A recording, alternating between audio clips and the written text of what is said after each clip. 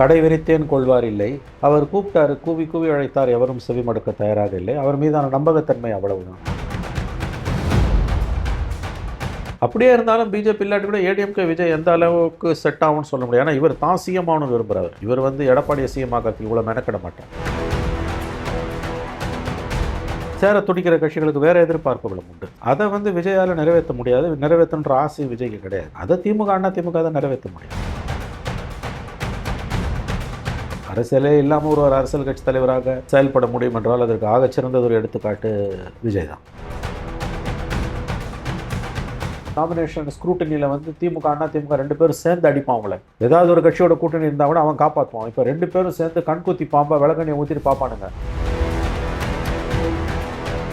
வெளிப்படையா சொல்லியிருக்காங்க, இந்த பாரு டென்ஷன் ஆகுது, மீடியாலாம் ரொம்ப ஓவரா பேசுறீங்க, என்ன பண்ணணும் வீடு பூந்து நான் உங்களை அடிச்சிருவேன். தாவேக்காவோடலாம் இவரால் நெருங்கவே முடியாதுங்க. இவரோட இயல்புக்கு அது பொருந்தாது. ஸோ இதில் வர்ச்சுவலி லெஃப்ட் இந்த லர்ச் அவர்கள் தனிக்காட்டில் விடப்பட்டார்கள்.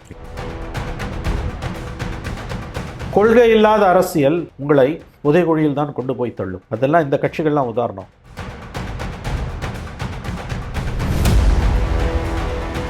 வணக்கம் சார். வணக்கம் அருள். வருகின்ற பிப்ரவரி 14 காதலர்கள் தினம். ஆனால் அன்னைக்கு நம்முடைய உள்துறை அமைச்சர் அமித்ஷா தமிழ்நாட்டுக்கு வராரு. 13 தாவேகா தலைவர் திரு விஜய் அவர்கள் பார்த்தீங்கன்னா சேலத்தில் ஒரு பொதுக்கூட்டத்தை ஏற்பாடு பண்ணியிருக்கிறார். அது தொடர்பாக இன்றைக்கி ஒரு நிர்வாக குழு கூட்டத்தை கூட காணொலி வாயில் நடத்தியிருக்கிறாரு நம்ம கேள்விப்படுறோம். எப்படி அடுத்த கட்ட பாய்ச்சலை நோக்கி நகர துவங்கி இருக்கிறதா தமிழ்நாட்டின் தேர்தல்களும்?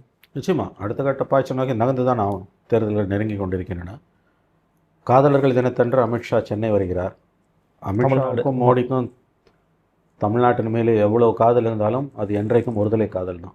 தமிழ்நாடு ஒருபோதும் அமித்ஷாவையும் மோடியையும் காதலிக்காது. கரெக்டாக கம்பேர் பண்ணிட்டீங்க. ஆமாம், அது ஒருதலை காதல். ஒருதலை காதல் எல்லோருக்கும் உரிமை உண்டு. அதை யாரும் நம்ம குறை சொல்ல முடியாது.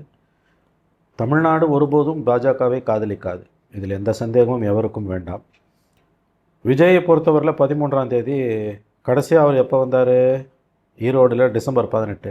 அதை யோசிக்க வேண்டியதாக இருக்குது சார். ஆமாம், இப்போ 2 மாதம் பொறுத்து வராரு. 1 in 2 months வருவார். அடுத்த 2 மாதம் எலெக்ஷன் முடிஞ்ச பிறகு எப்போ வருவாருன்னு தெரியாது. அடுத்த கட்ட பாய்ச்சலுக்கு தயாராகிறது கண்டிப்பாக. என்டிஏ ஒரு மாதிரி ஃபார்முலேட் ஆகி நிற்கிது. விஜய் தனியாக நிற்கிறாரு. சீமான், காங்கிரஸ், திமுக அது கூட்டணியில் பிரச்சனை இருந்தாலும் சரி செய்யப்படும் என்று நாம் நம்பலாம். 4 முனை போட்டி உறுதியாகிறது. மார்ச் முதல் வாரத்தில் நோட்டிஃபிகேஷன் வந்துடும். அநேகமாக நமக்கு ஏப்ரல் 2வது வாரத்தில் தான் தேர்தல் இருக்கும் என்று தெரிகிறது. மற்றும் ஒரு தேர்தலை நோக்கி மாநிலம் நகர்ந்து கொண்டிருக்கிறது. காட்சிகள் மாற துவங்கலாம் நிச்சயமாக. குறிப்பாக ஒரு கட்சி பார்த்தீங்கன்னா ஒரு விதமாக சில பரப்புரை திட்டங்களை மேற்கொள்கிறாங்க. இப்போ திமுக பார்த்தீங்கன்னா தொடர்ச்சியாக பல மாநாடுகள் போட்டுக்கிட்டு இருக்காங்க. அதிமுக எடப்பாடி பழனிசாமி ஏற்கனவே 150 தொகுதிக்கு முடிச்சுட்டு இப்போ அடுத்த கட்டமாக போகிறதுக்கு அநியமாக இருக்கிறாரு. இப்போ மோடி தலைமையில் ஒரு கூட்டத்தை கூட கூட்டி காமிச்சிட்டாங்க. நாம் தமிழர் கட்சி இப்போ வருகிற பிப்ரவரி 21 மாற்றத்துக்கான மக்களின் மாநாடுன்னு சொல்லி 234 கேண்டிடேட்ஸையும் ஒரே மேடையில் அறிவிக்க போகிறாரு. தாவேக்கா இப்போ தான் 100 ரூபாய்க்கு விருப்ப மனுக்களே விற்றுருக்குறாங்க 10,000 பேருக்கு. கொஞ்சம் ரொம்ப ஸ்லோவாக இருக்குது. இல்லை நாள் இருக்குது, இன்னும் 2 மாதம் இருக்குது எலெக்ஷன். டைம் இருக்குங்க. அது ஒன்றும் இப்போ யாருமே ஸ்லோவாக இருக்காங்க ஃபாஸ்ட்டாக இருக்காங்கன்னு சொல்ல முடியாது. இல்லை, கிரவுண்ட் ஒர்க்கை பற்றி கேட்குறேன். அதை தான் சொல்கிறேன். ஸ்லோவாக இருக்காங்க ஃபாஸ்ட்டாக இருக்காங்கன்னு இப்போ சொல்லக்கூடாது. என்ன சொல்லப்போனால் இப்போ ஃபாஸ்ட்டாக இருக்கிறது தப்பு. ஸ்ப்ரிண்ட்டு ஓடுற மாதிரி மேரத்தானை ஓட முடியாது. இது மேரத்தான், இது ஸ்ப்ரிண்ட்டு கிடையாது.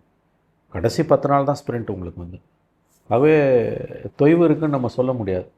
சீமான் பக்கம் தெளிவாக அலைன்ஸ் இருக்குது, திமுக பக்கமும் தெளிவாக அலைன்ஸ் இருக்குது. ஏடிஎம்கேல சில பேர் சேரலாம், சேராமல் போகலாம். தாவேக்காவை பொறுத்த வரைக்கும் அவங்க தனியாக தான் நிற்க போகிறாங்க உங்களுக்கு. ஸோ 4 முனை போட்டி தெளிவாக தான் இருக்குது. அவங்கவுங்க சக்திக்கு உட்பட்ட விதத்தில் அவர்கள் செயல்பட்டுக்கிட்டு இருக்காங்க. யாரும் பின்னடைவை சந்திச்சிருக்காங்க நம்ம சொல்ல முடியாது. எனக்கு எதுக்காக அந்த கேள்வி எனக்கு கொஞ்சம் நான் ஷார்ப்பன் பண்ணுறேன். இது 4 முனை போட்டு இன்னைக்கு நம்ம பேசுகிற நேரத்தில் வரைக்கும் இருக்குது. நீங்களே சொல்லியிருக்கிறீங்க ஒரு நாள் என்பது அரசியலில் ஒரு மிகப்பெரிய இடைவெளியை நம்ம பார்க்கணும் அப்படின்னு சொல்லியிருக்கிறீங்க. நான் ஏன் பின்னடைவா அல்லது எதுக்காக அந்த கேள்வி கேட்குறேன்னா, முதல் மாநாட்டினுடைய முதல் மேடையிலேயே நம்மளோட அணியமாகபவர்களுக்கு நம்ம ஆட்சி காலத்தில் பங்கு கொடுக்கணும், நம்மளை தேடி வருவாங்க அப்படின்னு அறிவிப்பு செய்து கிட்டத்தட்ட 2.5-3 ஆண்டுகள் ஆகியும் கூட இப்போது வரைக்கும் ஒரு கட்சி கூட இவரோட கூட்டணிக்கு அணியமாகாத போது தனித்து நிற்கலங்க, அவர் தனித்து விடப்பட்டிருக்கிறாருன்னு சொல்லி விகடனில் ஒரு பெரிய கட்டுரை எழுதியிருக்கிறாங்க. விஜய் தனித்து விடப்பட்டிருக்கிறார், அதுதான் உண்மை அப்படிங்கிறாங்க. அது ஒரு பொலிட்டிக்கல்லி ஒரு செட்பேக்கா? தனித்து விடப்பட்டிருக்கிறோம், அதில் என்ன சந்தேகம்? விகடன் கட்டுரை சரியாக தான் சொல்லியிருக்கு. 2.5 ஆண்டு ஆகலை, 1.5 ஆண்டுகள். 24 அக்டோபர். இப்போ இன்னும் 1.5 ஆண்டுகளுக்கு 1 மாதம் குறைவாக இருக்குது. இப்போ 2 மாதம் குறைவாக இருக்குது. 16 மாதங்கள் ஆகிறது. கடை விரித்தேன் கொள்வார் இல்லை, அவ்வளோதான். It's very simple. As such. Why கடை விரித்தேன் கொள்வார் இல்லை. அவர் கூப்பிட்டார், கூவி கூவி அழைத்தார், எவரும் செவி மடுக்க தயாராக இல்லை. அவர் மீதான நம்பகத்தன்மை அவ்வளவுதான். கட்சிகள் இந்த பக்கமும் அந்த பக்கமும் அணிவகுத்துட்டாங்க. திமுக பக்கம் ஒரு கட்சியும் அதிமுக பாஜக பக்கமும் நகர்ந்துட்டாங்க. ரெண்டாவது, இன்றைக்கி வந்து பாலிடிக்ஸ்ன்றது வந்து இன்றைக்கி இருக்கக்கூடிய சூழல் என்பது வந்து பிக் மேன்ஸ் கேம். புதுசாக ஒருத்தர் என்ன தான் வந்தாலும் செல்வாக்கு இருந்தாலும் அந்த கட்சியோட பணபலம் எல்லாம் வந்து அணி சேர துடிக்கிற கட்சிகளுக்கு மனதில் வந்து மோதும். அதனால் இது அவர் காங்கிரஸை மட்டும்தான் மையமாக வச்சார். அதிகாரத்தில் பங்குன்னு அவர் சொன்னது யாருக்குன்னா காங்கிரஸுக்கு தான், அதிமுக கிடையாது. அதை புரிஞ்சுக்கோங்க. அவர் எல்லாருக்கும் ஒரு பிளாங்கெட் இன்விடேஷன் கிடையாது. இது it was not a blanket invitation. It was Congress specific. VCK வந்து போக மாட்டாங்க, புரிதல். அவர் மனசில் விசிகே இருக்கலாம், ஆனால் விசிகே அதிகாரத்துக்காகலாம் போக மாட்டாங்க. காங்கிரஸ் திமுக விட்டு போவாது, அது நேஷனல் கம்பல்ஷன்ஸ் அவங்களுக்கு இருக்குது. விசிகா இப்போ தெளிவாக இருக்காங்க. முதல்ல ஒரு சின்ன ஊசலாட்டம் இருந்திருக்கலாம், இப்போ இல்லை, கண்டிப்பாக இல்லை. No, everybody is clear in their path. அவர் தனித்து விடப்பட்டார். அவர் இன்றைக்கி தனியாக நிற்கிறது வந்து not out of choice but out of compulsion. அவர் தனித்து விடப்பட்டது அவர் எடுத்த அவருடைய அரசியல் சக்தியால் அவருக்கு கிடைத்த ஒரு பரிசு. அவர் விரும்பி அதை ஏற்றுக்கொள்ளவில்லை. அது அவர் மீது திணிக்கப்பட்டது, அவருக்கு கொடுக்கப்பட்ட பரிசு அது. மேபி அடுத்த 5 ஆண்டுகள் அவர் தேர்தலுக்கு பிறகு தாக்கு பிடிப்பார். ஆனால் அப்பொழுது கட்சிகள் அவரிடம் போக துடிக்கலாம். ஏடிஎம்கேக்கு ஒரு ஆசை இருந்தது, பட் பிஜேபி ஃபேக்டர் வந்ததால் ஏடிஎம்கேக்கு அது ரூல்ட் அவுட். அப்படியே இருந்தாலும் பிஜேபி இல்லாட்டி கூட ஏடிஎம்கே விஜய் எந்த அளவுக்கு செட் ஆகும்னு சொல்ல முடியாது. ஏன்னா இவர் தான் சிஎம் ஆகணும்னு விரும்புகிறவர். இவர் வந்து எடப்பாடியை சிஎம் ஆகிறதுக்கு இவ்வளோ மெனக்கிட மாட்டார். ஆகவே அங்கேயே அது ஜெல் ஆகாது ஆரம்ப கட்டத்திலேருந்து. அதிமுக தவறாக கணித்து விட்டது விஜய், இல்லைனா அசம்பிளியில் போய் அவ்வளோ தூரம் சப்போர்ட் பண்ண வேண்டிய அவசியம் இல்லை. தவறாக கணித்ததன் விளைவு தான் என்று அனுபவிக்கிறார்கள். விஜய் விகடனில் எழுதினது மாதிரி தனித்து விடப்பட்டார். இருந்தாலும் இந்த தேமுதிக மற்றும் இன்ன பிற கட்சிகள் கூட அவர்கிட்ட பேச்சுவார்த்தை நடத்தலாங்க. எக்ஸிஸ்டிங்காக இருக்கிற டிஎம்கே ஏடிஎம்கே நடத்துகிறாங்க. ஜான் பாண்டியன் அவர்கள் கூட தமிழக மக்கள் மன்ற கட்சி வச்சிருக்கிறார். அவர் சொல்கிறாரு, இப்போ தாங்க வந்திருக்கிறாரு, வரட்டுங்க, அதுக்குள்ளே எங்க நீங்கள் பரபரக்குறீங்க அப்படின்னு கேட்குறாருன்னா, எல்லாருமே ரொம்ப கரெக்டாக துல்லியமாக கணிக்கிறாங்களா விஜய்? கணிக்கிறாங்க. அதில் முக்கியமான விஷயம் என்னென்னா, வெறும் சீட்டு மட்டும் இல்லை, சேர துடிக்கிற கட்சிகளுக்கு வேறு எதிர்பார்ப்புகளும் உண்டு. அதை வந்து விஜயால் நிறைவேற்ற முடியாது. நிறைவேற்றுன்ற ஆசை விஜய்க்கு கிடையாது. அதை திமுக தான் நிறைவேற்ற முடியும். அது ஒன்று. இன்னொன்று அரசியல் அணுகுமுறை. அரசியல் அணுகுமுறைலாம் ரெண்டாவதுங்க. முதல்ல வந்து உங்களுக்கு வந்து வேறு எதிர்பார்ப்புகள், ரெண்டாவது வின்னபிலிட்டி, மூணாவது தான் அரசியல் அணுகுமுறை. பச்சையாக சொல்கிறேன்னா அதான். It's as simple as it is. ஆகவே சிறிய கட்சிகள், லெட்டர் பேட் பார்ட்டிஸ், ஓர் உறுப்பினர் கட்சிகள், ஓராசிரியர் பள்ளிகள் மாதிரி ஓர் உறுப்பினர் கட்சிகள் நிறையா இருக்குது தமிழ்நாட்டில்.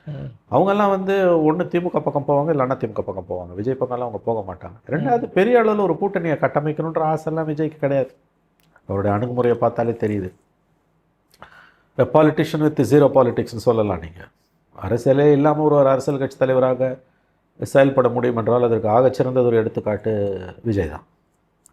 அது ரொம்ப வித்தியாசமான ஒரு கட்சியாகத்தான் இருக்கிறது. இது ஒரு தேர்தலை தாங்குமா என்பதே கடினம். இல்லை, இதில் இன்னொரு விஷயத்தை நான் வந்து கேட்டு பெற விரும்புகிறேன். ஒரு பக்கம் வந்து திமுக, இன்னொரு பக்கம் அதிமுக, இவங்களாம் அலையன்ஸை வந்து பில்டு பண்ணி கொண்டு போயிருந்தாலும் இன்றைக்கி சூழலில் ஒரு 4 முனை போட்டி உருவாயிருக்குன்னு வச்சுக்கோங்களேன். எலெக்ஷன் கிட்ட நெருங்கும் போது அதனுடைய டெவலப்மெண்ட்ஸ் வந்து மாறலாம் அப்படிங்கிற ஒரு பாயிண்ட் ஆஃப் வியூ வைக்கிறாங்க. இன்னொன்று, வெளியில் நகர்ப்புறங்களில் வேணால் விஜய்க்கு வந்து ஒரு ஆதரவு இருக்கலாங்க, இன்னும் கொஞ்சம் உள்ளூர கிராம பகுதிகளெல்லாம் அவருக்கு டிப்பாக தான் வாய்ப்பு இருக்குது. இன்னும் அந்த அளவுக்கான ஒரு வீச்சோ வீரியமோ கிரவுண்ட் லெவல் ஒர்க்கோ இல்லாமல் இருக்குது அப்படிங்கிறதையும் சொல்கிறாங்க. உங்களுடைய கணிப்பு என்ன? டிப் இன் இஸ் பாப்புலாரிட்டி உண்மைங்க. கரூர் சம்பவத்துக்கு பிறகு கூட அவருக்கு பாப்புலாரிட்டி இருந்தது. But Jananayagan issue and CBI சம்மன்ஸ்க்கு பிறகு கடந்த 2 மாதங்களில் அவருடைய பாப்புலாரிட்டியில் ஒரு டிப் இருக்குது. ஈவன் அவங்க ஆட்களை கேட்கும் பொழுது அதில் உள்ள விவரம் அறிந்தவர்கள் சொல்லுவது 3%, அரௌண்ட் 3%, ஓவர் 3% டிப் இருக்குன்றாங்க. ஏன்னா செயல்பாடுகள் வந்து ஏமாற்றம் அளிப்பவையாக இருக்கின்றன. வரதே இல்லை, வெளியில் வரதே இல்லை. மீடியா கிட்ட பேசலைனாலே நீங்கள் பாப்புலாரிட்டி போயிடும். மீடியாவில் வந்து லைம்லைட்டில் இருந்துக்கிட்டே இருக்கணும். எப்போ வரணும்னு அவருக்கு தெரியும், எந்த இஷ்யூ குறித்து பேசணும்னு தெரியும். பட்ஜெட்டை குறித்து அவர் ஏன் பேசணும், சீட்டா நிர்மல்குமார் பேசிட்டாரு, அது போதும் அப்படிங்கிறாங்க. அதாங்க, இதெல்லாம் ஆணவமான பேச்சு. எதை பற்றி கேட்டாலும் எதை பற்றி நான் பேசணும், நான் முடிவு பண்ணுவேன், நான் முடிவு பண்ணுவேன், நீ எல்லாத்த பற்றியும் பேசணும், அப்போ தான் நீ அரசியல்வாதி. சிடி நிர்மல்குமார்னா வேர்ல்டு பேங்க் எக்கானமிஸ்ட் அவர். அவர் தான் பேசுவார், இவர் பேச மாட்டாரா? இல்லை சார், 100 நாள் வேலை திட்டத்தை பற்றி யார் பேசணும்? புஷி ஆனந்த் பேசுவாரா? புஷி ஆனந்தோட அரசியல் புரிதல் எந்த அளவு இருக்குன்றது உலகம் அறிந்தது. 2 தேர்தலுக்கு மேலே ஒருத்தன் கண்டெஸ்ட் பண்ணான்னா அவன் டிஸ்குவாலிஃபைடு, 2 தொகுதி மேலே ஃபார் லைஃப் டிஸ்குவாலிஃபைடு. அது தெரியுமா? கிரிமினல் ஆக்டிவிட்டி அது. ஃபார் லைஃப் டிஸ்குவாலிஃபைடு இல்லை, அது தவறு. கிரிமினல் ஆக்ஷன் எடுப்பாங்க. ஜெயலலிதா 4 தொகுதியில் போட்டு அந்த கேஸ் அந்த மாதிரி சாவர வரைக்கும் நடந்தது. பேசிக் இல்லையா அது? அரிச்சுவடி சார். அவர் என்ன சொல்றாரு, தலைவர் அவர்கள் 3-4 தொகுதிகளுக்கு மேல் போட்டியிட முடியாது. என்னங்க பேச்சு இதெல்லாம்? அப்போ கட்சியோட பொதுச் செயலாளர் இதை பேசுறாருன்னா அந்த கட்சியோட அரசியல் ஞானம் எந்த அளவுக்கு இருக்கிறது? கட்சி பொதுச் செயலாளர் வந்து தலைவருடைய வாகனத்துக்கு பின்னாடி ஓட்டம் பிடிக்கிறார். அவர் ஓடட்டும், தவழட்டும், உருளட்டுங்க, அது அவர் பிரச்சனைங்க, அது பிரச்சனை கிடையாது. விசுவாசத்தை காட்டுறதுக்கு ஜெயலலிதாவோட எஸ்டிஎஸ்ன்ற மந்திரி வேனில் தொங்கினே ஓடினாரு. அதெல்லாம் நான் டயரை பார்த்து கும்பிட்டாங்க. அதெல்லாம் எல்லா கட்சியிலும் பெரும்பாலும் சேஞ்ச் அப்படிதானே பார்க்கணும். வண்டி பின்னால ஓடுறாரு, உருள்றாருன்றது பிரச்சனை கிடையாதுங்க. 2 தொகுதிக்கு 3-4 தொகுதிக்கு மேலே போட்டி போட சர்வசாதாரணமாக சொல்கிறேன். போட்டு தான் பாரு, 3 தொகுதியில் 3 தொகுதியில் போட்டு பாரு என்ன ஆகுதுன்னு பாரு. அப்போ எந்த புரிதலும் இல்லாமல் ஒரு அரசியல் கட்சியை வளர்த்து என்னங்க நடக்க போகுது? இது தேர்தல் நேரத்தில் நான் திரும்ப சொல்கிறேங்க, 234 தொகுதியில் டிஃபால்ட் இல்லாமல் அவங்க கட்சியில் எத்தனை பேரால நாமினேஷனை ஃபைல் பண்ண முடியும்? 2 செட்டு 3 செட்டு நாமினேஷன் ஃபைல் பண்ணணும், டம்மி கேண்டிடேட் போடணும். டம்மி கேண்டிடேட்டோட நாமினேஷனை நீ ஸ்க்ரூப்புலஸாக பார்க்கணும். அதுவும் இதில் வந்து நாமினேஷன் ஸ்க்ரூட்டனியில் வந்து திமுக அண்ணா திமுக 2 பேரும் சேர்ந்து அடிப்பான் அவங்கள. ஏதாவது ஒரு கட்சியோட கூட்டணி இருந்தால் கூட அவன் காப்பாற்றுவான். இப்போ 2 பேரும் சேர்ந்து கண்குத்தி பாம்பா விளக்கண்ணியை ஊற்றிட்டு பார்ப்பானுங்க. சின்ன தப்பு நடந்தாலும் டப்பா டான்ஸ் உங்களுக்கு. ஒன்ஸ் நாமினேஷனை ரிட்டர்னிங் ஆஃபீஸர் ரிஜெக்ட் பண்ணிட்டாருன்னா உங்கள் கதை முடிஞ்சுது. நீ சுப்ரீம் கோர்ட்டு கூட போக முடியாது. எலெக்ஷன்லாம் முடிஞ்சு எலெக்ஷன் பெட்டிஷன் 3 மாதம் பொறுத்து போகணும்னா அந்த கேஸ் 20 வருஷம் நடக்கும். 20 வருஷம் நடக்கும். கட்சியாக இருக்குமான்னு தெரியல. கான்டெஸ்ட் பண்ணுறதுனா என்னன்னு தெரியுமா?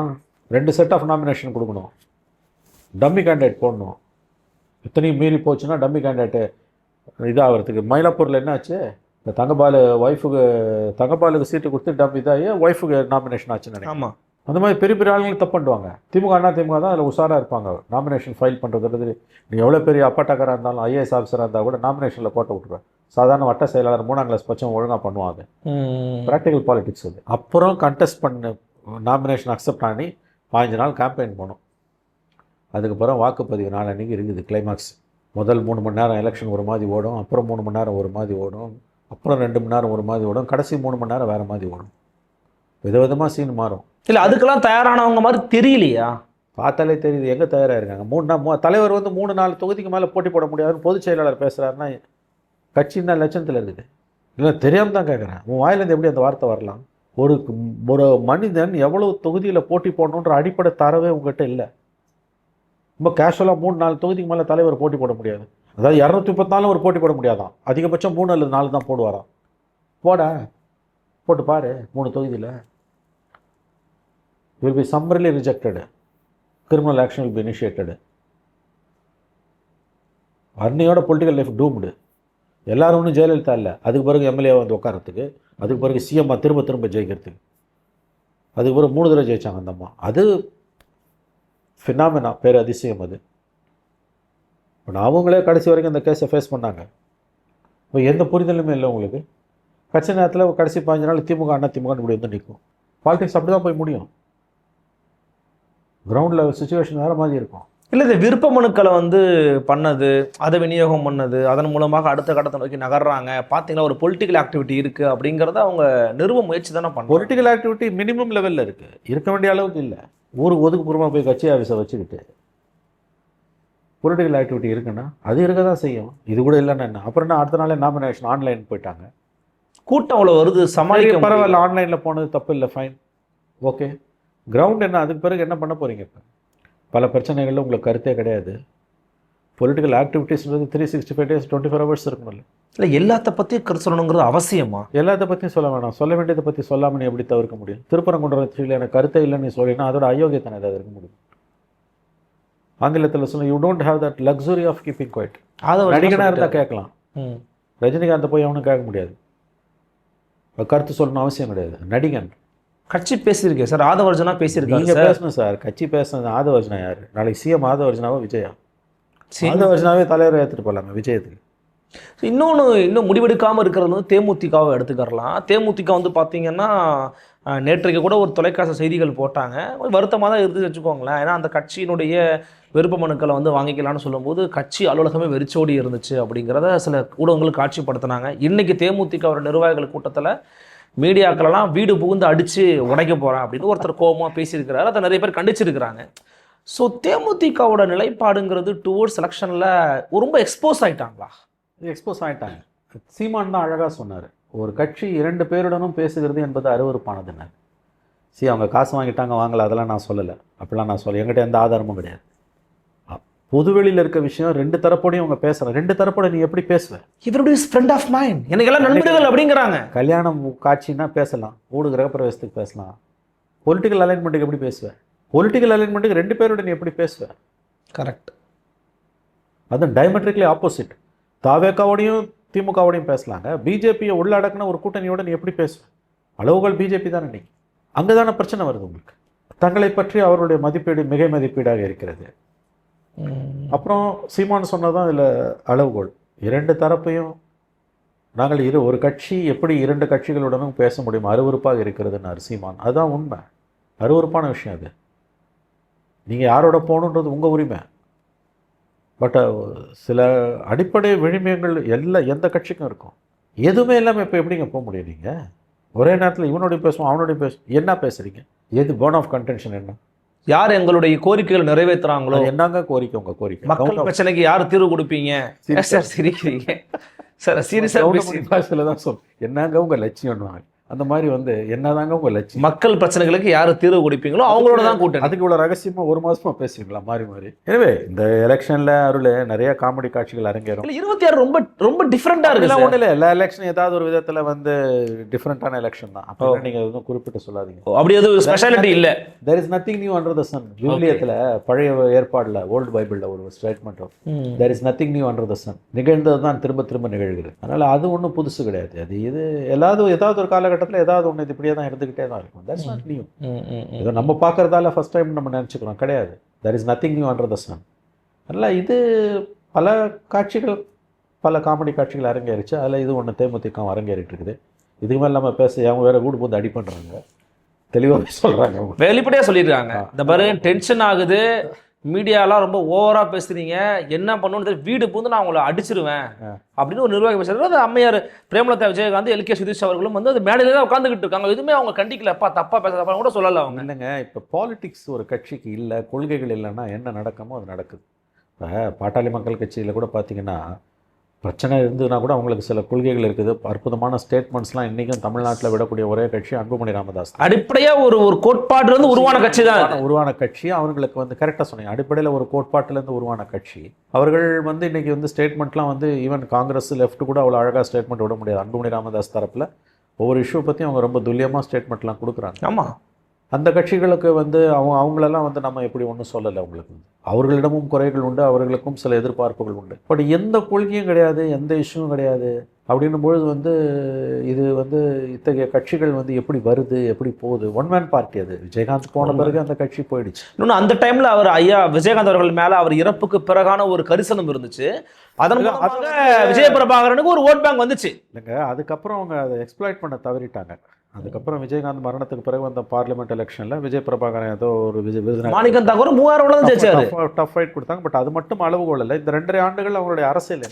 எஸ், அதான் மேட்ரு. நீங்கள் அவங்கள எடை போடுவோமே, எல்லாரும் எடை போடுற மாதிரி அவங்களையும் எடை போடுவோமே. கொச்சையா இல்லை, இழிவுபடுத்தலை யாரையும். நம்மள அவங்ககிட்ட துட்டு வாங்கிட்டான், இவங்ககிட்ட துட்டு வாங்கிட்டான் அப்படிலாம் நம்ம சொல்லலை, நமக்கு தெரியாது. அவங்களோட பாலிடிக்ஸ் என்ன? இந்த 2.5 ஆண்டுகளில் விஜயகாந்தோட மரணத்துக்கு பிறகு 2.5 ஆண்டுகள் ஆகுது விஜயகாந்த் இறந்து.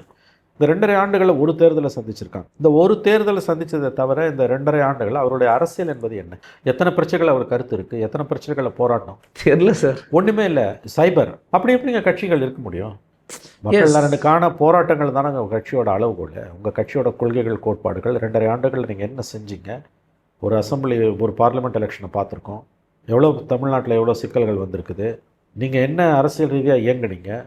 எத்தனை இஷ்யூஸில் நீங்கள் ஸ்டேட்மெண்ட் கொடுத்தீங்க? எனக்கு தெரிஞ்சு எந்த இஷ்யூலையுமே உங்கள் ஸ்டேட்மெண்ட் கிடையாது. அன்புமணி ராமதாஸ் ஆல்மோஸ்ட் எல்லா இஷ்யூக்கும் ஸ்டேட்மெண்ட் கொடுப்பார், பர்ஃபெக்டாக கொடுப்பார். அவர்கிட்ட ஒரு அற்புதமான டீம் இருக்குது. டீம் இருந்தாலும் அதை வழிநடத்துகிறவங்களுக்கு தான் அந்த கிரெடிட்டை நம்ம கொடுக்கணும். இந்த 2.5 ஆண்டுகளில் அதே அன்புமணியோட செயல்பாடுகள், பிரேமலதாவோட செயல்பாடுகள் நீங்கள் பார்த்தீங்கன்னா ஆன் இஷ்யூஸ் அவங்க இப்போ எவ்வளவோ பிரச்சனைகளை அவங்க முக்கியமாக மக்கள் நலன் சார்ந்த விஷயங்களில் ரொம்ப அறிவார்ந்த விதத்தில் அறிக்கைகளை கொடுக்கக்கூடிய என்னை பொறுத்த வரைக்கும் தமிழ்நாட்டில் சிறந்த கட்சினா அது பாட்டாளி மக்கள் கட்சி தான். செயல்பாடுகள் எப்படி வேணா இருக்கலாம், ஸ்டேட்மெண்ட்டை பொறுத்த வரைக்கும் இவங்க 2.5 வருஷத்தில் எத்தனை இஷ்யூவில் எத்தனை ஸ்டேட்மெண்ட்டு கொடுத்துருக்காங்க. கடைசியாக நான் ஒன்று பெருமள தாமியார் இதை படித்தது வந்து பட்ஜெட்டை பற்றி கொடுத்துருந்தாங்க. ஆனால் அதுக்கு முன்னாடியும் பின்னாடி ரொம்ப அதிகமாக இல்லை. இப்போ அதே என்ன சொன்னாங்கன்னா, அப்போ எலெக்ஷன் அப்போ இவங்க பிஜேபி விரும்பலை போல் இருக்குப்பா, திமுக பக்கம் போகிறாங்கப்பா, அதுக்காக தான் அறிக்கை விட்டுருக்காங்க. ஆனால் அதை கூட அலைன்ஸ் வச்சு தான் பார்த்தாங்க. உங்கள் செயல்பாடுகள் அப்படி இருக்குது. ஒரு வாய்ப்பாக இருக்குமா? 100 நாள் வேலை திட்டம் பெயர் மகாத்மா காந்தி ஊரக வேலைவாய்ப்பு திட்டம் மாறினப்ப அவங்க பிரேமலதா அவங்களோட ஸ்டேட்மெண்ட் எனக்கு if I am correct so this subject to correction. அவங்க வந்து பெயர் மாற்றத்துக்காக எவ்வளோ தூரம் ஏன் பெருசாக பேசுகிறீங்கன்ற துணியில் தான் அவங்க பேசினாங்க. அந்த திட்டத்தோட ஆன்மாவை மோடி கவர்மெண்ட் சதைச்சிருக்கு. பெயர் மாற்றம் வந்து ஒரு இஷ்யூ தான். அந்த பெயர் மாற்றம் இல்லாமல் அதே மகாத்மா காந்தி ஊரக வேலை திட்டம் இருந்தாலும் அது அந்த மாற்றத்தை எதிர்க்கணும். பட் அவங்களோட ஸ்டேட்மெண்ட் வந்து ரொம்ப இதுவாக இருந்தது, ஆச்சரியமாக இருந்தது. அதை பற்றின புரிதலே இல்லாமல் பட்ஜெட்டை பற்றி நீங்கள் ஸ்டேட்மெண்ட் கொடுத்தாங்கன்றீங்க, நான் பார்க்கல அது. மற்றபடி இந்த 2.5 வருஷத்தில் ஆல்மோஸ்ட் நில். பிஎம்கேவோட ஸ்டேட்மெண்ட்டுன்னு எங்கேயாவது நீங்கள் பார்த்துருக்கீங்களா? Political party has to react. இன்றைக்கி எல்லா பார்ட்டிஸுமே வந்து நீங்கள் ஸ்டேட்மெண்ட்டு பழைய மாடல்னாலும் ஃபஸ்ட்டு இதில் ரியாக்ட் பண்ணுறாங்க. எல்லாருமே எக்ஸில் தான் ரியாக்ட் பண்ணுறாங்க. எக்ஸில் ரியாக்ட், ட்விட்டரில் ரியாக்ட் பண்ணுறாங்க. ட்வீட்டில் அவங்க ஏதாவது போட்டிருக்காங்களா உங்களுக்கு தெரிஞ்சு? ரொம்ப ரேர். ஆல்மோஸ்ட் நில் அருள். இல்லை, ஆனாலும் நான் ஒன்று கேட்குறேன், ஒரு 1000 ஓட்டு 2000 ஓட்டு கூட அது ஒரு அர்ஷியல் ரோல் ப்ளே பண்ணதில்லை எலெக்ஷனில். இல்லை நான் அகைன் வி ஆர் ஜம்பிங் த கன். அதாவது கோல் போஸ்ட்டை மாற்றுறீங்க. அது 1000 ஓட்டு 2000 ஓட்டு வந்து ப்ளே பண்ணலான்னா 21 என்ன ப்ளே பண்ணுச்சு? 24 is an aberration. Vijay Prabhakaran Manickam Tagore கொடுத்த டஃப் ஃபைட்ன்றது it's an aberration, it's an exception, it's not a law. Exceptions cannot make law. அங்கே உள்ளூர் காரணிகள் அதிகம். ரெண்டாவது DMK doesn't want to work for Manickam Tagore. Vijay பிரபாகரனோட பார்லிமெண்ட் எலெக்ஷன் பர்ஃபார்மன்ஸை அளவுகளாக வைக்காதீங்க. ஓகே, 500 ஓட்டு 1000 ஓட்டு சீமானு தான் உடைக்க போகிறாரு, 7%. அதை விட அதிகமாக சீமான் உடைக்கிறாரு. 21 வந்து 2 பேரும் சேர்ந்து தானங்க ஜெட்டிசன் பண்ணாங்க. யார்? திமுகவும் கைவிட்டது, அண்ணா திமுகவும் கைவிட்டது இல்லை. துரைமுருகனை போய் அவர் பார்த்து அப்புறம் அந்த சந்திரமோகன் யார் எம்எல்ஏ, அதுக்கப்புறம் லேட்டர் ஜாயின் டிஎம்கே அவர். இப்போ எம்எல்ஏ அவர் யூகே சேர்ந்த பிறகு சிட்டிங் எம்எல்ஏ அவர். ஸோ அது தட்ஸ் நாட் அன் யார்ட்ஸ்டிக் அருள். அது இது வந்து ஒரு விதத்தில் இது வந்து டெமோக்ரஸியோட சாபக்கேடு. இத்தகைய கட்சிகள் வந்து உங்களுக்கு வந்து எந்த விதமான பொலிட்டிக்கல் ஆக்டிவிட்டியுமே இல்லாமல் நீங்கள் பொலிட்டிக்கல் ஆக்டிவிட்டீஸ் கான்ஸ்டண்ட்டாக பண்ணிவிட்டு அதுக்கு பிறகு எலெக்ஷன் டைமில் சில காம்ப்ரமைஸ் பண்ணுறீங்க வித்தின் கோர்ட்னா கூட வந்து one can understand, that's part of the game. But political ஆக்டிவிட்டியே ஜீரோ. எது? 4.25 வருஷம் political activity zero. Last 3 months நாங்கள் இல்லாமல் யாரும் ஆட்சி அமைக்க முடியாது, நாங்கள் தான் எல்லாம் அப்படின்னு பேசுறதுன்றது வந்து இது வந்து இது எப்படின்னு கேட்டிங்கன்னா இட்ஸ் அ காமெடி, அவ்வளோதான். இதுக்கு மேலே ஒன்று. எஸ், இதில் பெரியவர் ராமதாஸ் அவர்கள் வந்து பார்த்தீங்கன்னா இன்னுமே வந்து ஒரு ஆஸ்திலேஷனில் இருக்கிறாரு. ஏன்னா இப்போ வந்து திமுகவும் கைவிட்டுருச்சுன்னு ஒரு உறுதிப்படுத்தப்பட்ட தகவல் வருது. அதிமுகவிலேயே வாய்ப்பு இருக்கான்னு தெரியல. அவர் தாவேக்கா கிட்ட பேசினார், ஏன் நாம் தமிழர் கட்சியிட்ட கூட பேசினார். இல்லைங்கய்யா, நான் வந்து வேட்பாளர்களை போட்டுட்டேன், எனக்கு வாய்ப்பு இல்லை அப்படின்னு அவர் சொன்னதாக விகடனில் ஒரு செய்திகளையும் போடுறாங்க. அப்போ கிட்டத்தட்ட அவரும் கைவிடப்பட்டு விட்டாரா? ஆசிலேஷன்லாம் அவருக்கு கிடையாதுங்க, அவருக்கு போக்கிடம் இல்லை. என்ன பேசுறீங்க நீங்கள்? ஆசிலேஷன் போய் மகனோட சேர்ந்துட வேண்டியது தானே? இல்லைங்க, எனக்கு கேட்குறத புரிஞ்சுக்கிட்டு பேசுங்க முதல்ல. Please understand my question. ஆசிலேஷன்னா அவர் சூஸ் பண்ணுற இடத்துல இருக்கணும். திமுகவா அண்ணா திமுக, இந்த பக்கமா அந்த பக்கமா, அவருக்கு சாய்ஸ் இல்லைங்க. இன்றைக்கி திமுக பக்கம் அவர் போக முடியாது டெஃபினட்டாக. ஏடிஎம்கே பக்கம் அன்புமணிக்கு ஓன்ட் அலோவ் இட். அந்த கண்டிஷனில் தான் அவங்க போயிருக்காரு. அது நேற்று எலெக்ஷன் கமிஷன் டெல்லி ஹைகோர்ட்டில் கொடுத்த affidavit judgment, Delhi high court judgment sealed the fate. மாம்பழம் அன்புமணி அவர் தான் சொல்லிட்டான், எலெக்ஷன் கமிஷன் சொல்லிட்டான், கோர்ட் அக்செப்டட், சிங்கிள் ஜட்ஜ் ஆர்டரே வந்துடுச்சு. இது சுப்ரீம் கோர்ட்லாம் போய் ஒன்றும் ஸ்டேலாம் கிடைக்காது, வாய்ப்பே கிடையாது. So settled matter. அது மீறி எங்கே போவார் அவர்? தாவேக்கா அல்லது சீமான் நீங்கள் சொன்ன மாதிரி வந்து எனக்கு தெரியாது, நான் கேள்விப்பட்டேன், நீங்கள் சொன்னது தான் வந்து ஐயா நான் போட்டுட்டேன் இனிமேல் முடியாதுன்ற லெவலுக்கு வந்துட்டு. அப்படி இல்லைனாலும் அவர் கூட்டணியெலாம் சேர்றது இல்லை. சீமான் பாலிடிக்ஸ் இஸ் டிஃப்ரெண்ட். சரி தப்புன்றது வேறு. அவர் இத்தகைய கூட்டணிகளுக்கெல்லாம் அவர் தயார் இல்லை. தாவேக்காவோடலாம் இவரால் நெருங்கவே முடியாதுங்க, இவரோட இயல்புக்கு அது பொருந்தாது. ஸோ இதில் வர்ச்சுவலி லெஃப்ட் இந்த லர்ச். அவர்கள் வந்து தனிக்காட்டில் விடப்பட்டார்கள். ஸோ இஸ் வர்ச்சுவலி லெஃப்ட் இந்த லர்ச்னுவாங்க, தனிக்காட்டில் விடப்பட்டார். கொள்கை இல்லாத அரசியல் உங்களை புதைகுழியில் தான் கொண்டு போய் தள்ளும். அதெல்லாம் இந்த கட்சிகள்லாம் உதாரணம். ஓபிஎஸ், தேமுதிக, ராமதாஸ், இவங்கெல்லாம் அது உதாரணம். கொள்கை இல்லாத அரசியல். தோக்கிறது ஜெயிக்கிறது வேறு. மக்கள் நல கூட்டணி 16 ஃப்ளோட் பண்ணாங்க. ஏன் ஸ்டாலினும் வேணான்னாரு, ஏடிஎம்கே ஜெயலலிதாவும் வேணான்னாங்க. நின்னாங்க, தோத்தாங்க. 1.5% ஓட்டு வாங்கினாங்க. ஆட்சி மாற்றம் ஒரு பக்கம் போச்சு. ஜெயலலிதா ஜெயிக்கிறதுக்கு அதுதான் காரணம். திமுக ஆட்சிக்கு வரவிடாமல் தடுத்தது 1.5% ஓட்டு.